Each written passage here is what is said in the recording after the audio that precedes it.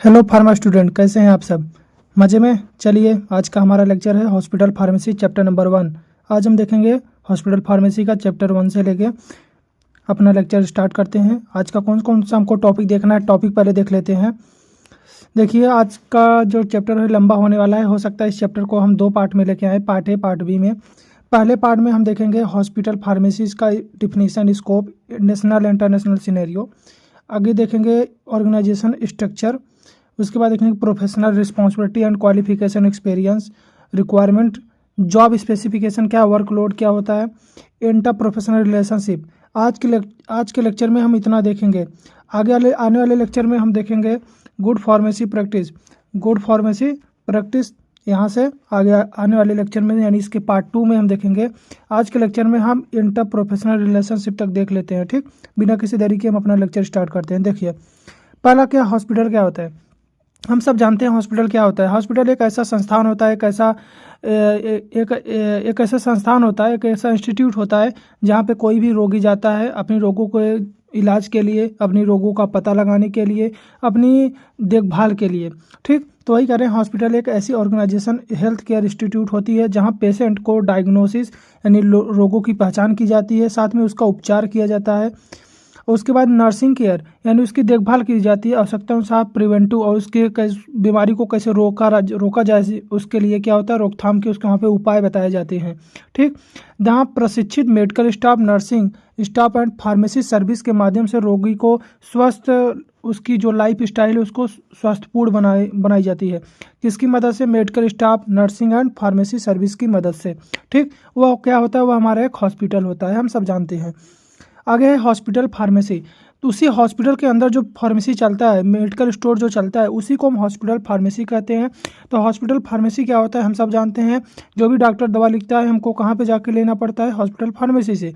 तो hospital pharmacy का मतलब क्या होगा? वहाँ पे मेनली ड्रग, जो मेडिसिन होती है, मेडिसिन से रिलेटेड काम होंगे। जैसे देखिए, हॉस्पिटल फार्मेसी अस्पताल का वह डिपार्टमेंट होता है जो हॉस्पिटल के अंदर क्या होता है, कार्य करता है, जहां से प्रिस्क्रिप्शन, जो भी डॉक्टर जो भी दवा लिखता है, प्रिस्क्रिप्शन के अनुसार ड्रग को प्रिक्यूरमेंट, उसको उसकी खरीदारी होती है, और साथ में स्टोरेज, उसको स्टोर किया जाता है, डिस्पेंसिंग, उसको डिस्पेंस किया, वितरण किया जाता है रोगी को, साथ में कंट्रोल भी किया जाता है। यानी ऐसा ना हो कि मनमानी ढंग से उसको वितरण कर रहे हैं, ऐसा नहीं, कंट्रोल मैनर में। ठीक, ताकि पेशेंट को सुरक्षित, प्रभावी और गुणवत्ता वाली जो भी मेडिसिन है, अच्छी क्वालिटी की जो मेडिसिन है वो प्रोवाइड समय पे उपलब्ध कराई जा सके, प्रोवाइड कराई जा सके। ठीक, साथ ही हम मेडिकल स्टाफ और नर्सिंग स्टाफ को दवाइयों से संबंधित सही जानकारी प्रदान करके पेशेंट केयर में सहायता करता है। जो फार्मेसी स्टाफ में जो भी काम करने वाले हैं हॉस्पिटल के फार्मेसी में, उनको दवा के बारे में अच्छी नॉलेज होती है, तो क्या करते हैं, मेडिकल और नर्सिंग स्टाफ को उस दवा की जानकारी देते हैं। उस दवा की जानकारी देंगे किसको? मेडिकल और नर्सिंग स्टाफ को, जिससे क्या हो, किसी भी पेशेंट की जो भी इलाज हो अच्छे तरीके से कराई जा सके। ठीक, आगे देखिए, scope of hospital pharmacy. Hospital pharmacy का क्या क्या स्कोप है? हम सब जानते हैं हॉस्पिटल फार्मेसी किस लिए चलता है। ठीक, तो वही देखेंगे। हॉस्पिटल फार्मेसी का स्कोप बहुत व्यापक होता है, सीधे पेशेंट केयर से जुड़ा हुआ है, यानी रोगों को, पेशेंट को, यानी उनको रोगों से छुटकारा दिलाने के लिए उसे उस कैटेगरी से जुड़ा है। इससे क्या होता है, किसी भी पेशेंट को रिलीफ मिलती है, यानी उनको रोगों से मुक्ति मिलता है। ठीक, उद्देश्य अस्पताल में दवाइयों का सही प्रबंध और सुरक्षित उपयोग सुनिश्चित करना होता है। हॉस्पिटल फार्मेसी का स्कोप निम्नलिखित बिंदुओं से समझा जा सकता है। जैसे procurement of drug. Procurement of drug होता है मतलब दवा को खरीदना, अच्छी गुणवत्ता वाली बेस्ट क्वालिटी की जो भी दवा होगी उसको हम खरीदेंगे, अपने अस्पताल में रखेंगे, अपने हॉस्पिटल में रखेंगे, जिससे क्या हो, दवाई, कोई भी दवा हो जो कमी ना हो, यानी हमारी स्टॉक में दवा की कमी ना हो, अच्छी क्वालिटी की दवा होनी चाहिए। ठीक, देखो, हॉस्पिटल फार्मेसी ड्रग का फार्मास्यूटिकल प्रोडक्ट की सही गुणवत्ता के साथ खरीदना, यानी उसको खरीदना क्या कहलाता है? प्रोक्यूरमेंट ऑफ ड्रग कहलाता है, और किसके अंतर्गत आता है? हॉस्पिटल फार्मेसी के। ठीक, आगे स्टोरेज ऑफ ड्रग। अब अगर हम दवा खरीद ली है तो उनको स्टोर भी सही तरीके से करना होगा। ये भी एक स्कोप है कि दवा को प्रॉपर स्टोरेज करना होगा, क्योंकि दवा अगर स्टोरेज नहीं करेंगे, उसको प्रॉपर अच्छे से स्टोर करके नहीं रखेंगे, तो दवा क्या होगी, उसकी स्टेबिलिटी, उसकी पोटेंसी, उसकी सेफ्टी क्या हो जाएगी? खराब हो जाएगी। तो स्टेबिलिटी, पोटेंसी और सेफ्टी बनाए रखने के लिए हमको दवा को प्रॉपर वे में स्टोर करके भी रखना पड़ेगा। आगे है डिस्पेंसिंग ऑफ मेडिसिन। अब कोई भी दवा मान लीजिए खरीद लिए, इसको स्टोर भी कर लिए, तो रोगी को, जो पेशेंट को हम दवा देंगे, तो प्रिस्क्रिप्शन के अनुसार रोगियों को दवा सही मात्रा में सही समय पर देना हॉस्पिटल फार्मेसी का महत्वपूर्ण कार्य होता है। ठीक, जो भी डॉक्टर लिखे हैं वही दवा देना, और सही मात्रा में और सही दवा देना सही समय पर किसका काम है? और एक हॉस्पिटल फार्मेसी का। ठीक, यानी डिस्पेंस कर रहा है मेडिसिन को। आगे कंट्रोल एंड रिकॉर्ड कीपिंग। अब हम दवा को डिस्पेंस कर रहे हैं तो हमको उसको रिकॉर्ड भी रखना पड़ेगा। अब हम दवा को दे रहे हैं तो उसको रिकॉर्ड भी रखना पड़ेगा कि कितना दवा हमारे पास आया था, कितना स्टॉक में है, कितना बचा हुआ है, कितना हमने डिस्पेंस कर दिया, उसके बारे में भी उसको क्या करना पड़ेगा? उसको एक रिकॉर्ड रखना पड़ेगा, एक डॉक्यूमेंट में बना के रखना पड़ेगा, हमारे पास इतना दवा है या इतना हमने स्टॉक में हमने सेल कर दिया। ठीक, आगे क्लिनिकल सपोर्ट। क्लिनिकल सपोर्ट क्या होगी? यानी डॉक्टर जो नर्सिंग स्टाफ हैं उनसे मिलकर क्या बताएगा? पेशेंट की अच्छी इलाज हो सके, पेशेंट की थेरेपी जो हो अच्छी हो सके, सुरक्षित प्रभावी बन सके, इसके लिए डॉक्टर और नर्सिंग स्टाफ को हॉस्पिटल फार्मेसी वाला जो होगा उनको क्या करेगा? इन्फॉर्मेशन प्रोवाइड करेगा, दवाइयों की इन्फॉर्मेशन प्रोवाइड करेगा। ठीक, तो होगा क्लिनिकल सपोर्ट, यानी इलाज करने में सपोर्ट कर रहा है किसकी? पेशेंट के। कैसे मदद कर रहा है? उस दवा के इन्फॉर्मेशन को डॉक्टर और नर्स के साथ शेयर करके। ठीक, अगला अपना पॉइंट है इसमें पेशेंट सेफ्टी। पेशेंट की सेफ्टी भी इंपॉर्टेंट होगी, यानी एडवर्स ड्रग रिएक्शन जो हो रहा है, जो साइड इफेक्ट दे रहे हैं, ड्रग इंटरेक्शन, किसी दवा के साथ जो इंटरेक्ट कर रहा है, मेडिकेशन को एरर को कम करना हॉस्पिटल फार्मेसी का स्कोप है। यानी इन सब की नॉलेज होगी, जिससे क्या होगा? पेशेंट की जो इलाज होगी उस सेफ्टी मतलब बहुत सुरक्षित होगी। ठीक, आगे देखेंगे national and international scenario of hospital pharmacy. देखिए नेशनल इंटरनेशनल लेवल पे हॉस्पिटल फार्मेसी का क्या क्राइटेरिया है, क्या सिनेरियो, क्या स्थिति है, उसके बारे में देखेंगे।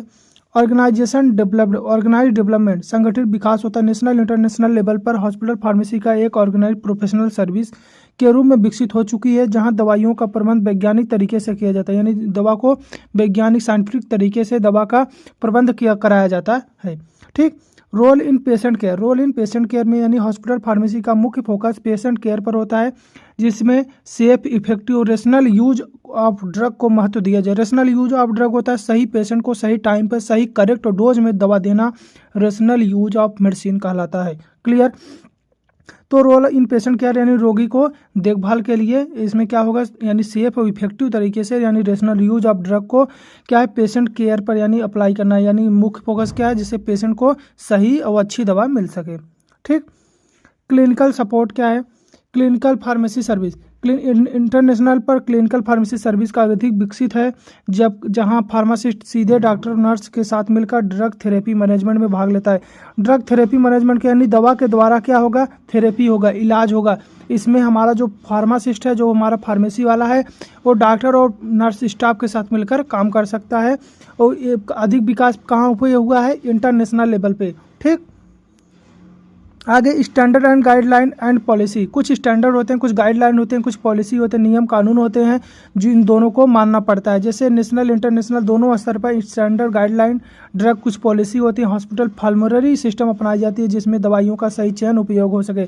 हॉस्पिटल फार्मेसी क्या होता है? हम सब जानते हैं, हॉस्पिटल का एक लिस्ट होता है, उसमें हॉस्पिटल में कौन सी दवा चल रही है, क्या होते हैं उसमें, उस लिस्ट में लिखे होते हैं कि हमारे हॉस्पिटल में ये दवा चलती है, इसका यूज है, इसका अच्छा इसका मतलब इफेक्टिवनेस है। इसके लिए इसके रिकॉर्डिंग से डॉक्टर क्या होते हैं?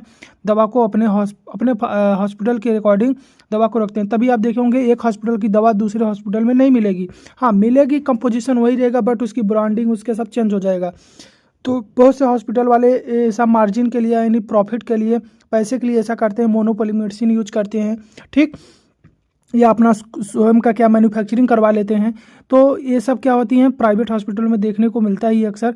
लेकिन कहने का मतलब ये है, कुछ स्टैंडर्ड गाइडलाइन होंगे, जो भी हॉस्पिटल नियम कानून होते हैं, ये सब क्या है? इंटरनेशनल और नेशनल दोनों लेवल पे नियम कानून बनाए जाते हैं कि आप ऐसा कर सकते हैं। हाँ, लेकिन आप ऐसा नहीं है कि आप बहुत ज़्यादा उसका मार्जिन रखें या अपने अकॉर्डिंग उसको सेट करें। ठीक, इन सबको कंट्रोल करने के लिए क्या होता है? गाइडलाइन होता है। क्लियर? आगे देखिए एजुकेशन एंड ट्रेनिंग, यानी इंटरनेशनल सिनेरियो में हॉस्पिटल फार्मासिस्ट को एडवांस एजुकेशन ट्रेनिंग दी जाती है, जबकि नेशनल लेवल पर हॉस्पिटल फार्मेसी एजुकेशन धीरे धीरे विकसित हो रहा है। धीरे धीरे विकसित हो रहा है। हम भी अभी क्या हो गया, जैसे डी फार्मा वाले हम लोग भी ट्रेनिंग करते हैं, आप लोग भी ट्रेनिंग करेंगे। ठीक, तो लेकिन इंटरनेशनल लेवल पे क्या है? एडवांस एजुकेशन और ट्रेनिंग दी जाती है। ठीक, थोड़ा बढ़ के। अगला use of modern technology, modern technology को भी यूज किया जाता है। मॉडर्न टेक्नोलॉजी में जैसे कंप्यूटर, यानी इंटरनेशनल हॉस्पिटल में कंप्यूटराइज फार्मेसी सिस्टम होता है, यूनिट डोज डिस्पेंसिंग होता है, ऑटोमेशन का व्यापक उपयोग होता है, जबकि नेशनल लेवल पर इसका उपयोग बढ़ रहा है। अब हम लोग भी धीरे धीरे देखो फार्मेसी में कंप्यूटर ये सब ऑनलाइन बिलिंग या फिर प्रिस्क्रिप्शन, ऑनलाइन प्रिस्क्रिप्शन ये सब का एडवांस आ रहा है धीरे धीरे। ठीक, आगे देखिए क्या है, drug information service. Hospital pharmacy के अंतर्गत ड्रग इन्फॉर्मेशन सर्विस प्रदान की जाती है, जिसमें डॉक्टर और नर्स को दवाइयों से संबंधित सही और अपडेट जानकारी मिलती रहे। यानी करें हॉस्पिटल फार्मेसी के अंतर्गत जो दवा की इन्फॉर्मेशन है, उस दवा को इन्फॉर्मेशन को डॉक्टर और नर्स के साथ क्या हो, जानकारी प्रोवाइड कर दी जाए और उस पर अपडेट रहना, यानी उस पर अगर कोई चीज़ डिस्कवर हो रही है, कोई उसका कोई साइड इफेक्ट पता चलता है या उसकी कोई नई खोज हो रही है, उस दवा के बारे में पता चल रही है, तो उसको हमेशा अपडेट रहना चाहिए। पता लगा दवा गवर्नमेंट उसमें कुछ कमी पाई, गवर्नमेंट में बंद कर दिया, अब आपके पास दवा स्टॉक में था, आप दवा चला रहे हैं, तो ऐसा ना होने पाए। यानी कोई भी न्यूज़ हो उसके साथ आप हमेशा टाइम टू टाइम अपडेट रहना चाहिए। ठीक, आगे क्वालिटी एश्योरेंस एंड सेफ्टी। हम सब जानते हैं क्वालिटी एश्योरेंस अच्छी क्वालिटी का होना चाहिए। यानी नेशनल इंटरनेशनल सिनेरियो में quality assurance, drug safety and control of medicine error पर विशेष ध्यान दिया जाता है, क्योंकि अगर गलत खराब क्वालिटी की ड्रग रहेगी तो ड्रग सेफ नहीं रहेगा और पेशेंट को क्या हो सकता है, उसका डेथ भी हो सकता है। जैसे हम अभी हाल में एक न्यूज़ आई है कि बनारस में बहुत सारे लोग कफ सिरप की वजह से क्या हुआ, जान गंवा बैठे। ठीक, अभी एमपी में देखने को मिला था ऐसा न्यूज़ कि कफ सिरप के कारण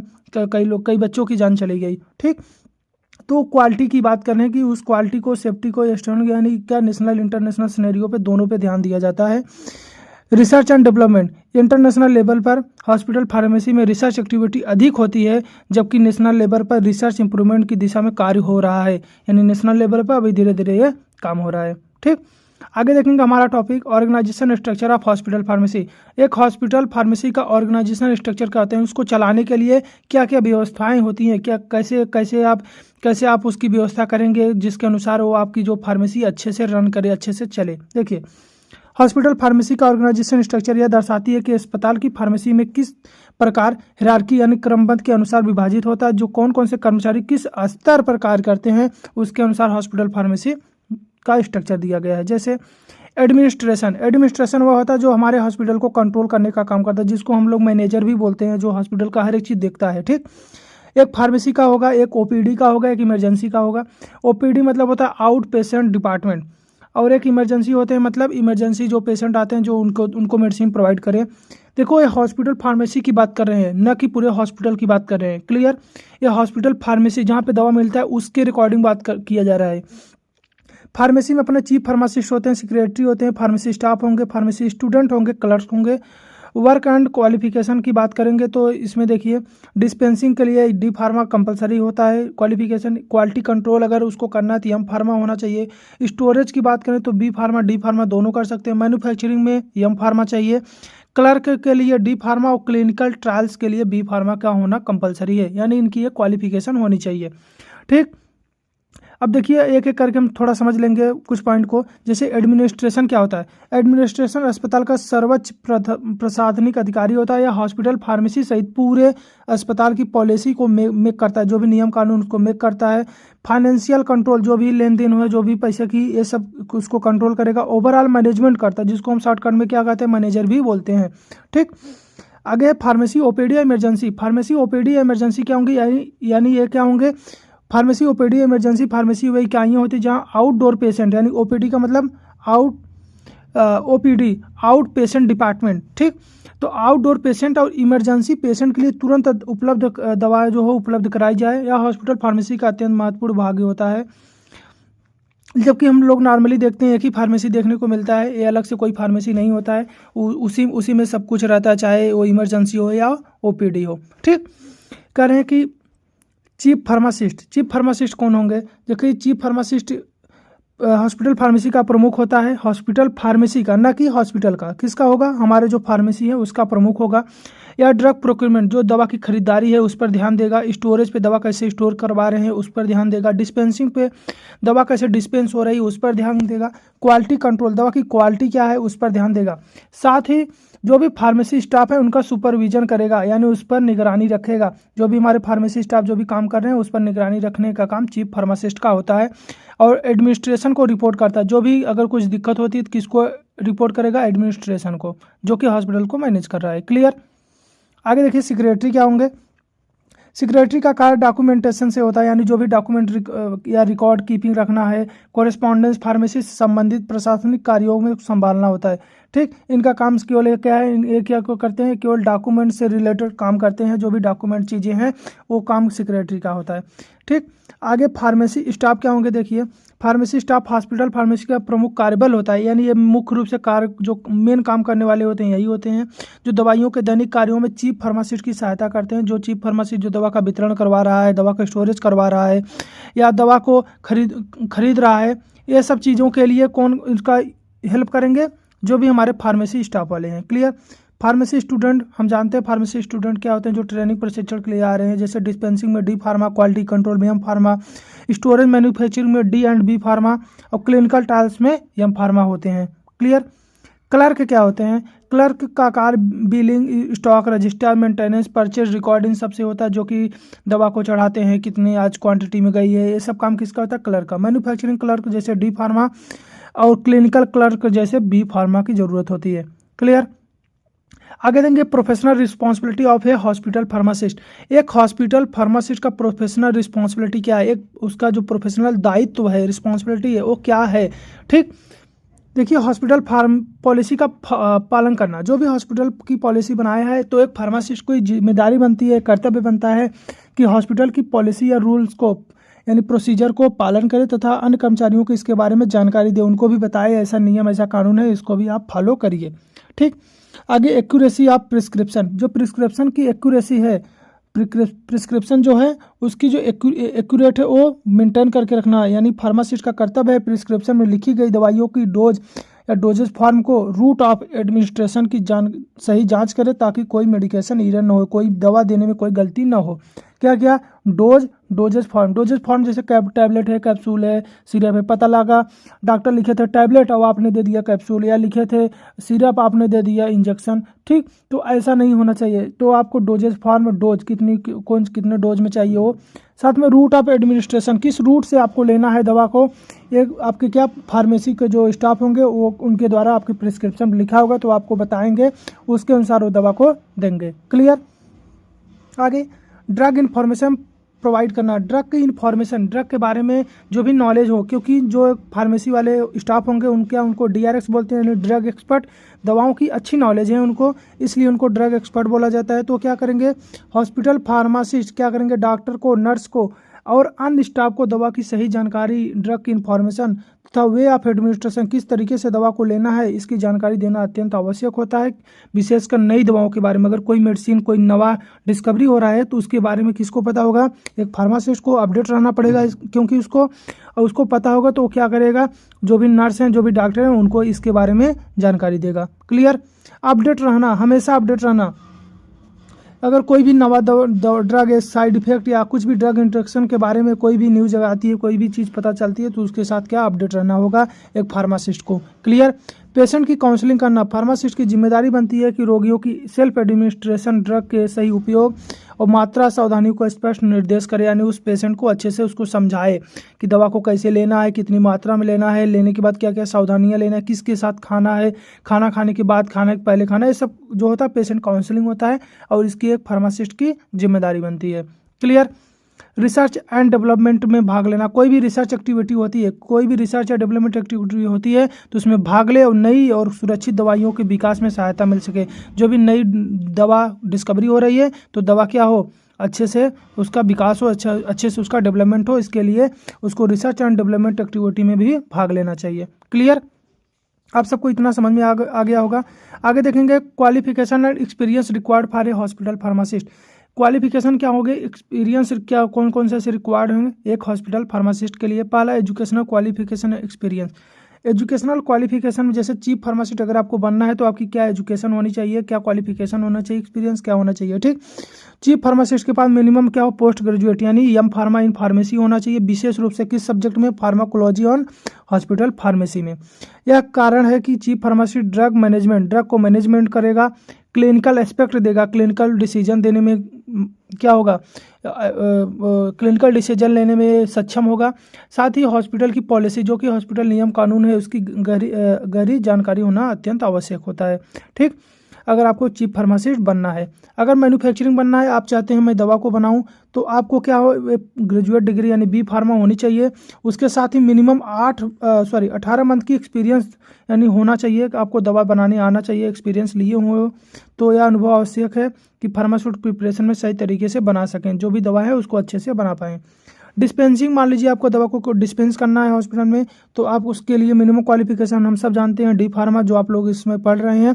इसका मुख्य कार्य क्या होगा, प्रिस्क्रिप्शन के अनुसार रोगियों को सही दवा देना, जो भी प्रिस्क्रिप्शन है उसके अनुसार रोगी को सही दवा देना आपका जिम्मेदारी बनता है। क्लियर। पीएचडी होल्डर के होंगे, जो पीएचडी होल्डर होंगे सभी काम कर सकते हैं, यानी ये दवा को रिसर्च, एडवांस नॉलेज होंगी, स्पेशलाइज्ड स्किल होगी, तो ये प्रिफर्ड माना जाता है कि इनके पास सब चीज़ की नॉलेज है, तो सभी काम कर सकते हैं, सभी कैटेगरी की, चाहे वो डिस्पेंसिंग हो या मैन्युफैक्चरिंग हो या चीफ फार्मासिस्ट की पोस्ट हो। क्लियर। आगे देखिए, quality required in a chief pharmacist. अगर आपको चीफ फार्मासिस्ट, तो क्या क्या आपके पास क्वालिटी होनी चाहिए। पहला, एडमिनिस्ट्रेशन एंड मैनेजमेंट एबिलिटी। आपके पास एडमिनिस्ट्रेशन होना चाहिए और मैनेजमेंट एबिलिटी में जैसे पहला क्या है, प्लानिंग एंड पॉलिसी इम्प्लीमेंटेशन। आप क्या करेंगे, प्लानिंग कर सकते हैं, पॉलिसी मेक कर सकते हैं, पॉलिसी बना सकते हैं अपने फार्मेसी के लिए। चीफ फार्मासिस्ट में फार्मेसी पॉलिसी की planning, implementation, budget making and stock control की क्षमता होनी चाहिए, ताकि हॉस्पिटल का जो फार्मेसी है सुचारू रूप से अच्छे तरीके से चल सके। यहाँ तक आपको समझ में आ रहा होगा। क्यों? क्योंकि जो भी मेन होगा, जो भी फार्मेसी का कोई भी दिक्कत होती है तो सब लोग किसको पूछेंगे, चीफ फार्मासिस्ट को। तो चीफ फार्मासिस्ट की ही जिम्मेदारी बनती है कि वो अच्छे सी पॉलिसी, अच्छे सा इम्प्लीमेंटेशन करे, जिससे बजट भी उसका अच्छे से मेंटेन रहे और साथ में स्टॉक उसका कंट्रोल रहे। ऐसा ना हो कि ओवर स्टॉक हो जाए, दवा बहुत अधिक मात्रा में आपके फार्मेसी में स्टोर हो जाए या दवा की शॉर्टेज हो जाए। ये सब काम किसका है, कंट्रोल करवाने का, चीफ फार्मासिस्ट का। ठीक। अगला है स्टाफ सिलेक्शन एबिलिटी। तो चीफ फार्मासिस्ट की ये एबिलिटी होनी चाहिए कि वो इंटरव्यू लेकर जो नए फार्मेसी स्टाफ लेना है उनको योग्यता चेक करे, उनकी इंटरव्यू ले और साथ में वो योग्य कर्मचारी चुन सके। जो भी इंटरव्यू लेने आपके फार्मेसी स्टाफ सिलेक्शन की योग्यता होनी चाहिए, जिससे कि वो अच्छे से एबिलिटी वाले कर्मचारी को चुन सके। ठीक। किसके अंदर एबिलिटी होनी चाहिए, एक चीफ फार्मासिस्ट के अंदर। अगला, चीफ फार्मासिस्ट के अंदर क्या गुण होने चाहिए, स्टाफ मैनेजमेंट। जो भी फार्मेसी में आपके काम कर रहे हैं स्टाफ, उनको क्या हो, उनको वर्क को डिस्ट्रीब्यूट कर सके, उसको मैनेजमेंट कर सके, ताकि सभी कार्य जो हो समय पर और सही ढंग से पूरा हो। क्लियर। अगला है मैन्युफैक्चरिंग एबिलिटी। उसके पास एक एबिलिटी और होनी चाहिए मैन्युफैक्चरिंग की। चीफ फार्मासिस्ट का आवश्यकता पड़ने पर दवाइयों की मैन्युफैक्चरिंग करने में सक्षम होना चाहिए, विशेषकर जब दवाइयों की शॉर्टेज हो या दवाई की जो कॉस्ट हो बहुत अधिक हो जाए। तो ऐसे कंडीशन पे चीफ फार्मासिस्ट को दवा की मैन्युफैक्चरिंग भी करनी आनी चाहिए। उसके अंदर नॉलेज भी होना चाहिए। नॉलेज क्या क्या, मेनली क्या क्या, जैसे ड्रग एक्शन, दवा कैसे काम करती है, दवा का साइड इफेक्ट क्या हो सकता है, रूट ऑफ एडमिनिस्ट्रेशन, दवा को किस तरीके से बॉडी में लेना है, क्वालिटी कंट्रोल, दवा की गुणवत्ता का नियंत्रण, इन सब की अत्यंत उसको अध्ययन ज्ञान होना चाहिए, जिससे पेशेंट की जो हेल्थ हो वो क्या हो, अच्छी हो, और पेशेंट की सेफ्टी क्या हो, डिसाइड हो, जिससे पेशेंट क्या हो, वो सेफ रहे। क्लियर। आगे है एबिलिटी, रिसर्च एबिलिटी। जो मुख्य अपना जो चीफ फार्मासिस्ट होते हैं, इनके अंदर एबिलिटी होती है कि रिसर्च एक्टिविटी में भी ये भाग लें, जैसे नए दवा के रिसर्च एंड डेवलपमेंट में भाग ले सकें, हॉस्पिटल फार्मेसी को आधुनिक बना सकें, जो भी चीज़ें आ रही हैं फार्मेसी में, जो नई चीज़ें डिस्कवर हो रही हैं वो अपने फार्मेसी में इम्प्लीमेंट कर सकें। क्लियर। आगे टीचिंग एबिलिटी। जो आपके नर्सिंग जो स्टूडेंट आ रहे हैं, जो आपके फार्मेसी में ट्रेनिंग करने, उनको लेक्चर दें या उनको समझाएं, दवा के बारे में अच्छी नॉलेज दें, उनको बताएं कि इस दवा का क्या साइड इफेक्ट है, यानी उसको एक प्रकार से लेक्चर के रूप में यानी टीचिंग के रूप में उनको पढ़ा सकें, उनको बता सकें, जिससे प्रोफेशनल नॉलेज बेहतर हो सके उन लोग का। क्लियर। यहाँ तक आप लोग को समझ में आ ही रहा होगा। आगे है job specification for a hospital pharmacist. अगर हॉस्पिटल फार्मासिस्ट एक हैं तो आपकी जॉब स्पेसिफिकेशन क्या हो सकती है, आपकी कौन कौन से ऐसा पोस्ट हो सकता है, ऐसा पद हो सकता है जहाँ पे आप अपने नॉलेज के, अपने स्किल के बेसिस पे आप काम कर सकें। देखिए, जॉब स्पेसिफिकेशन और सूची होती है जिसमें पद के लिए आवश्यक क्वालिटी, स्किल और एक्सपीरियंस का वर्णन किया जाता है। हॉस्पिटल फार्मेसी का कार्य करने वाले हॉस्पिटल फार्मासिस्ट के लिए कुछ विशेष जॉब स्पेसिफिकेशन निर्धारित की जाती है ताकि वह कर्तव्य को सही ढंग से निभा सकें। क्लियर। हॉस्पिटल फार्मासिस्ट के लिए आवश्यक जॉब स्पेसिफिकेशन का विवरण नीचे दिया गया है या इस प्रकार है। पहला, जैसे डिस्पेंसिंग ड्रग, आपकी पहला पोस्ट क्या हो सकता है, आप मेडिसिन को डिस्पेंस करें। फार्मासिस्ट को डिस्पेंसिंग ड्रग का पूरा ज्ञान होना चाहिए, अर्थात प्रिस्क्रिप्शन के अनुसार रोगी को सही दवा सही मात्रा में सही समय पर प्रदान करना, डिस्पेंसिंग ऑफ ड्रग, और जिससे क्या हो, पेशेंट की जो सेफ्टी हो वो अत्यंत आवश्यक, जिससे पेशेंट की जो भी ड्रग हो उसमें कोई गलतियां न हो सके। ठीक। डिस्पेंसिंग ऑफ ड्रग कौन कर सकते हैं, अभी हम ऊपर बता दिए थे। डिस्पेंसिंग ऑफ ड्रग के लिए मिनिमम क्वालिफिकेशन क्या होना चाहिए, डी फार्मा। क्लियर। आगे, परफॉर्मिंग क्वालिटी चेक, जो भी क्वालिटी है उसको चेक करें। यह नहीं खराब क्वालिटी, बेकार एक्सपोरियस मेडिसिन को हम डिस्पेंस कर दें। देखिए, हॉस्पिटल फार्मेसी को दवाइयों की क्वालिटी चेक करने में सक्षम क्षमता होनी चाहिए, जिससे सुनिश्चित किया जा सके कि दी जाने वाली मेडिसिन जो स्टैंडर्ड क्वालिटी की, अच्छी क्वालिटी की है, स्टैंडर्ड क्वालिटी की है। ठीक। अगले क्या है, फार्मुलेटिंग एंड रीफार्मुलेटिंग डोजेज फॉर। फार्मासिस्ट को विभिन्न डोजेज फॉर्म जैसे टैबलेट, कैप्सूल, इंजेक्शन आदि को फार्मुलेट यानी उसको बनाने आना चाहिए। आवश्यकता अनुसार रिफॉर्मुलेट करने का ज्ञान होना चाहिए ताकि रोगी को आवश्यकता के अनुसार दवा तैयार की जा सके। मान लीजिए रोगी को, वो मान लीजिए कोई रोगी है, पेशेंट है, ठीक। अब मान लीजिए वो क्या कह रहे हैं कि हम इंजेक्शन नहीं लगवा पा रहे हैं, इंजेक्शन हमको नहीं लगाना है, ठीक। तो उनके लिए क्या, उनको टैबलेट या कैप्सूल के माध्यम से उस दवा को डिलीवर कराने का आप क्या करेंगे, कोशिश करेंगे। यानी उसको आपको अगर फार्मुलेट करना आ रहा है दवा को, तो आप दवा को टैबलेट या कैप्सूल के रूप में आप उस दवा को दे सकेंगे। ठीक। जैसे बहुत सारी मेडिसिन आती हैं, जैसे आप सुने होंगे एक कॉमन ही इंजेक्शन है, जैसे होता है डाइक्लोफेनाक इंजेक्शन, दर्द के लिए दिया जाता है। तो इसका जो टैबलेट देखेंगे तो एसिक्लोफेनाक आता है। तो अगर आपको इसके बारे में अगर नॉलेज नहीं है, तो आप इसके बारे में नॉलेज नहीं है तो आप क्या वहाँ पे दर्द के लिए एसिक्लोफेनाक देंगे, नहीं देंगे। तो यही कहना है, आपको नॉलेज होनी चाहिए, यानी कैसे दवा को दूसरे डोजेज फॉर्म में हम दे सकते हैं। ठीक। Monitoring and reporting drug safety, जो भी हम ड्रग दे रहे हैं उसको मॉनिटर करें, उसको निगरानी रखें, पेशेंट के ऊपर सही से काम कर रहा है कि नहीं कर रहा है, कोई एडवर्स रिएक्शन नहीं आ जा रहा है, कोई और दिक्कत नहीं हो जा रही है दवा के कारण, इसको मॉनिटर करना और इसको रिपोर्ट करना। ठीक। फार्मासिस्ट का कार्य होता है दवा की ड्रग सेफ्टी पर निगरानी रखना, किसी भी एडवर्स ड्रग रिएक्शन या समस्या को सही रिपोर्ट करना, यानी उसको सही तरीके से समस्या हो रही तो उसको सही तरीके से रिपोर्ट करना। ठीक। क्रिएटिंग मेडिकेशन बजट, फार्मासिस्ट को मेडिकेशन बजट बनाने की क्षमता होनी चाहिए ताकि हॉस्पिटल फार्मेसी में दवाइयों की खरीद उपयोग यानी इकोनॉमिकल सस्ता हो सके और कंट्रोल तरीके से हो सके। क्लियर। आगे है storage of medicine, storage of medicine.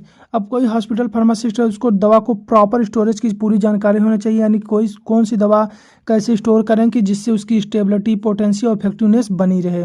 समझ में आ गया, जिससे कोई दवा खराब ना हो। Planning of drug quantities for hospital, pharmacist के जो है अस्पताल की दवाइयों की ड्रग क्वांटिटी, जो ड्रग की क्वांटिटी है उसको प्लानिंग करने की योग्यता होना चाहिए, ताकि कोई भी दवा जो हो ओवर स्टॉक ना हो, अधिक मात्रा में ना हो जाए, या तो शॉर्टेज ऑफ ड्रग यानी समस्या ना हो, यानी दवा की कमी ना हो जाए। तो इसके लिए ड्रग की जो क्वांटिटी है उसको मेंटेन करने की प्लानिंग होनी चाहिए हॉस्पिटल फार्मासिस्ट को। वर्कलोड की बात करें, कितना वर्कलोड हो सकता है हॉस्पिटल फार्मासिस्ट पे, वर्कलोड का हो सकता है स्पेसिफिक टाइम में कितना कार्य कर सकते हैं हॉस्पिटल फार्मासिस्ट, यानी हॉस्पिटल फार्मासिस्ट को वर्कलोड के उनके वर्क कैरेक्टरिस्टिक्स के आधार पर ऑब्जर्व एनालाइज किया जाता है ताकि यह तय किया जा सके कि कार्यभार उचित है या नहीं, यानी वो जो कार्य कर रहे हैं वो कार्य कर सकते हैं कि या नहीं कर सकते हैं।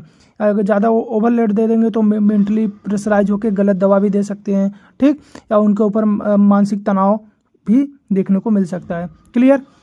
जैसे वर्किंग हावर पर वीक्स, हॉस्पिटल फार्मासिस्ट को एक सप्ताह में कितने वर्किंग हावर काम करना पड़ रहा है उसके अनुसार वर्कलोड का महत्वपूर्ण मापदंड होता है। अधिक वर्किंग हावर होने का मतलब है कि वर्कलोड भी अधिक माना जाएगा। अगर ज़्यादा घंटे काम कर रहे हैं हफ्ता में तो मतलब उनकी वर्कलोड ज़्यादा है। ठीक। वर्किंग अलोन इन डिपार्टमेंट, अगर ऐसा देखा जाता है कि अगर कोई डिपार्टमेंट में कोई फार्मासिस्ट अकेले काम कर रहा है तो फार्मासिस्ट अधिक समय तक अकेले काम करना पड़ता है, तो उसका वर्कलोड बढ़ जाता है। यानी लंबे समय तक कोई अगर अकेले ही काम कर रहा है अपने फार्मेसी में तो उसका वर्कलोड क्या हो जाएगा, बढ़ जाएगा। ठीक। Number of prescription field daily, अगर कोई अधिक प्रिस्क्रिप्शन फिल कर रहा है डेली तो उसका वर्कलोड ज़्यादा हो जाएगा, जो कम फिल करेगा उसका वर्कलोड कम हो जाएगा। वही है, एक फार्मासिस्ट द्वारा प्रतिदिन कितने प्रिस्क्रिप्शन भरे जाते हैं या वह उसके वर्कलोड को दर्शाता है। अधिक प्रिस्क्रिप्शन का अर्थ है अधिक कारोबार। प्रिस्क्रिप्शन फिल करने का मतलब होता है जो डॉक्टर जो प्रिस्क्रिप्शन लिखा है उसके अनुसार दवा को निकाल के पेशेंट को देना। ठीक। और क्या हो सकता है, हॉस्पिटल में फार्मासिस्ट की आवश्यकता कितनी हो सकती है। जैसे हॉस्पिटल में कितने फार्मासिस्ट की आवश्यकता होगी, या मुख्य अस्पताल के उपलब्ध नंबर ऑफ बेड्स पर निर्भर करता है। जैसे अगर 50 तक का बेड है, मान लीजिए किसी हॉस्पिटल में लगभग 50 बेड के आसपास है, 3 फार्मासिस्ट चाहिए। 100 बेड है तो 5 चाहिए, 200 है तो 8 चाहिए, और जो 300 है तो उसमें 10 चाहिए। आगे फिर अगर 500 बेड तक है तो 15 फार्मासिस्ट। लेकिन यहाँ पे देखोगे 1 फार्मासिस्ट 2 फार्मासिस्ट में आप कितनों भी बेड हो उसी में चला देते हैं। क्यों? क्योंकि उनको वर्कलोड ज़्यादा दे दिया जाता है, वर्कलोड उनको यानी उनको ज़्यादा काम करना पड़ता है। समझ में आया आप लोग को? यह संख्या अस्पताल की आवश्यकता के अनुसार इंक्रीज या रिड्यूस हो सकती है। अगर उनको आवश्यकता है तो क्या हो जाएगी, इंक्रीज हो जाएगी, नहीं है तो क्या डिक्रीज हो जाएगी, मतलब फार्मासिस्ट को निकाल देंगे। Clear? Inter professional relationship of A hospital pharmacist. Inter professional relationship क्या हो सकते हैं हॉस्पिटल फार्मासिस्ट के, मतलब 2 अलग अलग प्रोफेशन, जैसे एक डॉक्टर का प्रोफेशन अलग, नर्स का प्रोफेशन अलग, और एक फार्मेसी का प्रोफेशन अलग। तो वही कह रहा है जो फार्मासिस्ट है, जो फार्मेसी का है, उसका इंटर प्रोफेशनल अलग अलग प्रोफेशनल के साथ क्या रिलेशनशिप होना चाहिए, अच्छा होना चाहिए, कैसा होना चाहिए, उसके बारे में देखेंगे। देखिए, इंटर प्रोफेशनल रिलेशनशिप का अर्थ होता है 2 या 2 से अधिक प्रोफेशनल के बीच में कार्य संबंध, कैसा वो काम कर रहे हैं, कैसे काम कर उनका संबंध है। हॉस्पिटल फार्मेसी में अच्छे परिणाम प्राप्त करने के लिए विभिन्न प्रोफेशनल के बीच में पॉजिटिव रिलेशनशिप बनाना अत्यंत आवश्यक होता है। हॉस्पिटल में उपचार की प्रक्रिया जो है टीम वर्क पर आधारित होती है। टीम वर्क मतलब देखिए, डॉक्टर दवा लिखता है, फार्मेसी वाला दवा देता है, नर्स स्टाफ उस दवा को पेशेंट तक डिलीवर कराता है। तो ये टीम वर्क है। अगर टीम वर्क नहीं रहेगा तो एक ही लोग अगर काम कर रहे हैं तो फिर क्या उसकी इलाज अच्छे से नहीं हो पाएगी। ठीक। अब डॉक्टर कितने लोग के पास जाके दवा लेगा फार्मेसी से, फिर वो जाकर उनको देगा, तो ऐसा नहीं होता है। तो उनका ये अलग अलग है, यानी टीम वर्क के रूप में काम करता है, जहाँ प्रत्येक प्रोफेशनल की भूमिका अलग अलग लेकिन आपस में जुड़ी हुई होती हैं। जैसे अगर डॉक्टर दवा नहीं लिखे तो क्या फार्मेसी वाला देगा? नहीं। और अगर फार्मेसी वाला नहीं दे तो क्या नर्स स्टाफ दवा को रोगी तक को लगाएगा, उसको इंजेक्शन देगा? नहीं। ठीक। उदाहरण के रूप में डॉक्टर जो होगा रोगी के लिए ड्रग प्रिस्क्राइब करता है, फार्मासिस्ट उस प्रिस्क्रिप्शन के अनुसार दवाई को डिस्पेंस करता है, और नर्स स्टाफ उन दवाओं को सही तरीके से जो भी मरीज हैं पेशेंट हैं उसके तक एडमिनिस्ट्रेशन करती हैं, उनको देती हैं, उनको पहुंचाती हैं। ठीक। यदि इन तीनों के बीच में आपसी समझ और सहयोग न हो तो पेशेंट केयर प्रभावित हो सकता है, ये आप सबको पता ही होगा। ठीक। इसलिए हॉस्पिटल फार्मासिस्ट के लिए अत्यंत आवश्यक है कि वो डॉक्टर, नर्स और अन्य हेल्थ केयर प्रोफेशनल के साथ अच्छा सहयोगपूर्ण और स्पष्ट प्रोफेशनल रिलेशनशिप बनाए रखे, जिससे दवाओं की सुरक्षित और प्रभावी उपयोग सुनिश्चित किया जा सके, जिससे जो पेशेंट की उसका इलाज बेहतर किया जा सके। यहाँ तक आप लोग को समझ में आ गया होगा। अब देखो, पहले हम बता दिए थे तो आपका जो लेक्चर हो थोड़ा लंबा ना हो जाए, इसके लिए हम इसको 2 पार्ट में लेके आएंगे। पार्ट बी में हम देखेंगे गुड फार्मेसी प्रैक्टिस से। ठीक। तो पार्ट 1 आपका यहीं कंप्लीट करते हैं। तो आप इसको अच्छे से पढ़ लीजिए, अच्छे से समझ लीजिएगा। अगर कोई दिक्कत हो तो आप हमको कमेंट बॉक्स में बता सकते हैं। और रही बात जो नोट्स है, नोट्स हम इसको आपको टेलीग्राम पे दे देंगे। टेलीग्राम से आप नोट्स को डाउनलोड कर लीजिएगा और अच्छे से पढ़िए। आपको पता होगा आपका जो सब्जेक्ट है बाइलिंगुअल है, हिंदी इंग्लिश मिक्स में है, तो आप हिंदी इंग्लिश मिक्स में पढ़िए और उसको अच्छे से, जैसे आप लिख रहे हैं इसको अच्छे से एग्जाम में से लिखिए। कोई दिक्कत नहीं, आपको पूरा नंबर मिलेगा, आपका एक भी नंबर कटने वाला नहीं है। और जो भी आपके इंपॉर्टेंट टॉपिक है, जितने भी आपके टॉपिक है सभी टॉपिक को कवर किया जाएगा। बस आप चैनल पर बने रहिए और चैनल को शेयर जरूर कर दीजिएगा, क्योंकि अभी नया चैनल ओपन है, तो फिर अगर आप शेयर नहीं करेंगे तो मैक्सिमम लोग तक रीच नहीं हो पाएगा, तो वो चैनल डेड हो जाता है। तो डेड हो जाएगा तो फिर क्या हम वीडियो आप लोग को प्रोवाइड करेंगे, नोट्स देंगे? नहीं देंगे। तो जाहिर सी बात है आप लोग चैनल को शेयर कर दीजिएगा जैसे मैक्सिमम लोग को पहुँचे, और सब्सक्राइब कर दीजिएगा जिससे हम अच्छे से आपको फिर से अलग कंटेंट दे सकें। ठीक है, तब तक के लिए पढ़ते रहिए।